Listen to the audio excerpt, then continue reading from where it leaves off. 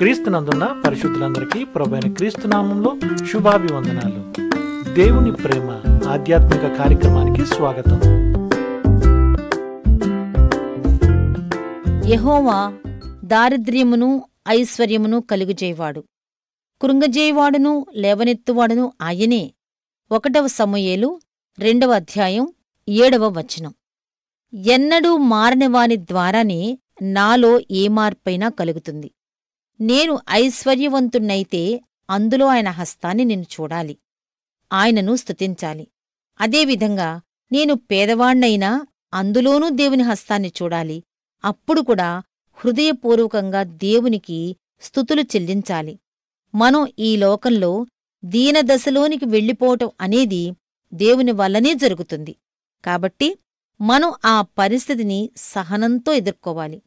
ఈ ప్రపంచంలో మన ఉన్నత దశలోనికి వెళితే అది కూడా ప్రభు వల్లనే జరుగుతుంది. ఆ హెచ్చింపును కృతజ్ఞతాభావంతో స్వీకరించాలి. ఏం జరిగినా అది ప్రభు వల్లనే జరుగుతుంది కాబట్టి దానిని బట్టి మనం సంతోషంగా ఉందాం. తాను ఎవరిని హెచ్చించాలనుకుంటున్నాడో వారిని ముందుగా తగ్గించటం, తాను ఎవరికి విలువైన వస్త్రాలు ధరింప చెయ్యాలనుకుంటున్నాడో వారిని ముందుగా వస్త్రహీనులుగా చెయ్యటం యెహోవా విధానం. ఆయన విధానం అత్యంత జ్ఞానయుక్తమైనది, అతి శ్రేష్టమైనది. ఇప్పుడు నేను తగ్గింపును అనుభవిస్తే నేను అందుకు సంతోషించాలి. ఎందుకంటే నేను హెచ్చింపబడటానికి అది ఒక ప్రారంభంలాంటిది.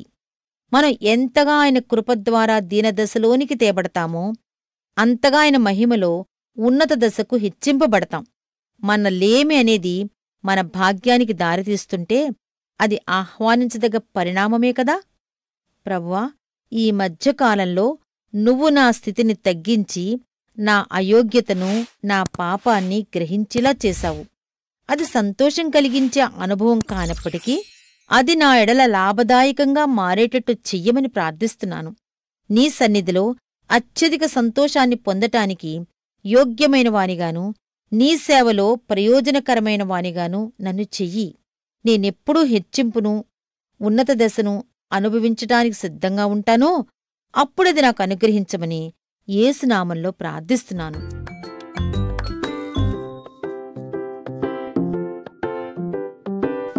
దేవుని ప్రేమ ఆధ్యాత్మిక కార్యక్రమాన్ని చివరి వరకు వీక్షించిన శ్రోతలందరికీ మా హృదయపూర్వక వందనాలు. తిరిగి మళ్ళా రేపటి ఉదయకాల సమయంలో కలుసుకుందాం.